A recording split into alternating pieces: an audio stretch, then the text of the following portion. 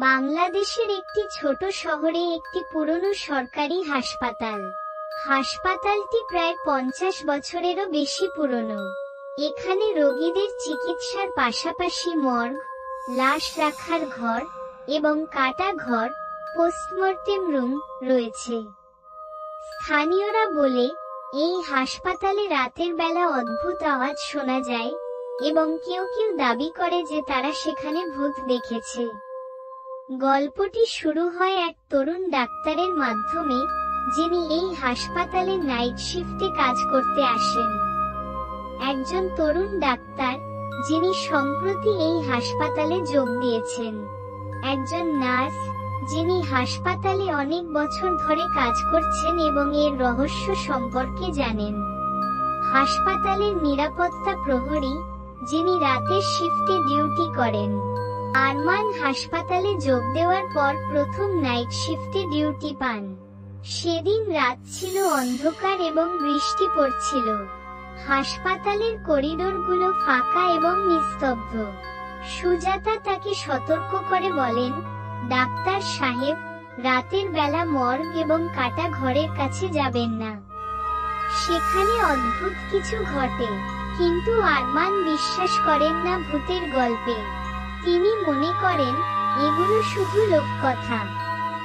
রাত 12টার দিকে হাসপাতালে একটি অ্যাম্বুলেন্স আসে। অ্যাম্বুলেন্সে একটি লাশ আনা হয়, যেটি একটি সড়ক দুর্ঘটনার শিকার।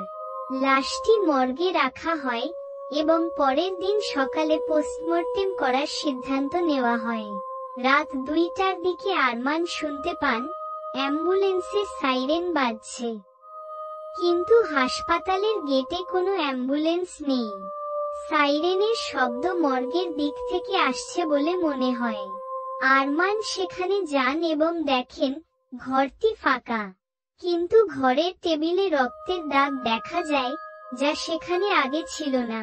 মর্গের ভিতর থেকে কান্নার আওয়াজ শোনা যায়। আরমান এবং রহিম সেখানে যায়। তারা দেখেন, লাশের ব্যাগটি খোলা এবং ভিতরে কোনো লাশ নেই। হঠাৎ তারা পিছনে পায়ের শব্দ শুনতে পান, কিন্তু কাউকে দেখা যায় না। আরমান এবং সুজাতা হাসপাতালের পুরনো রেকর্ড ঘেঁটে জানতে পারেন যে 20 বছর আগে একই রকম একটি ঘটনা ঘটেছিল। একটি সড়ক দুর্ঘটনায় এক যুবকের মৃত্যু হয় এবং তার লাশ হাসপাতালে আনা হয়। কিন্তু পোস্টমর্টেমের সময় লাশটি অদৃশ্য হয়ে যায়। স্থানীয়রা বলে, যুবকের আত্মা এখনো হাসপাতালে ঘুরে বেড়ায়, কারণ তার মৃত্যুর রহস্য আজও অমীমাংসিত। আরমান এবং সুজাতা যুবকের পরিবারের সাথে যোগাযোগ করেন এবং জানতে পারেন যে, যুবকটিকে দুর্ঘটনায় নয়, খুন করা হয়েছিল। তার খুনিরা তার লাশ গায়েব করে দিয়েছিল। যুবকের আত্মা শান্তি পায়নি, কারণ তার মৃত্যুর সত্যতা কখনো প্রকাশ পায়নি। আরমান এবং সুজাতা পুলিশকে ডেকে পুরনো কেসটি পুনরায় খোলেন।